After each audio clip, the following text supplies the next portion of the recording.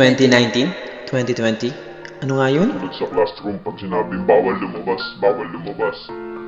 Pero pag nagpasa ka ng batas, pwede na palang lumabas. Hindi kami mamamatay sa sakit. Mamamatay kami sa gutom. Ayuda! Ayuda! Dahan-dahan lang, baka may pulis o kaya baka nandiyan si Kapitan. Naku, takbo, dali!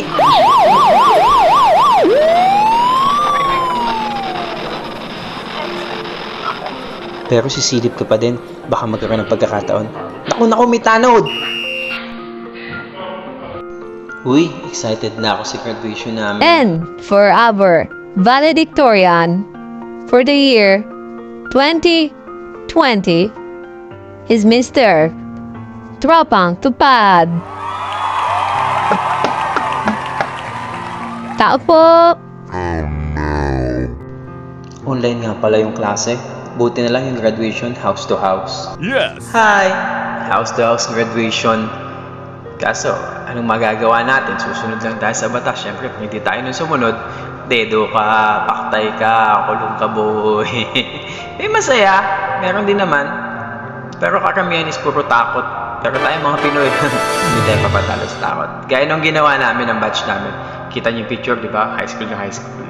At saka yung mga ganyang picture. Nagkaroon kami ng online reunion. May games din, katulad niyan, mga selfie with nanay, emotional, casual, at saka yung mga ganitong selfie, yung mga comedy, sila na talaga. Tapos ito malupit, picture sa loob ng cabinet required. At saka isa pa, ito, pinakamadaming alcohol ang nilabas yung nakakalasing. Meron din kami ganyan, pa TikTok. At saka alam mo yung nag-video call kayo pagkakasahin yung sarili nyo sa kahit nakakaunti. At saka ito malupit ito, selfie with the freezer, selfie with your own shirt, at saka of course, selfie with the sardines. Ayun, yung experience ko ng 2019 and 2020. Masaya, pero may lungkot din.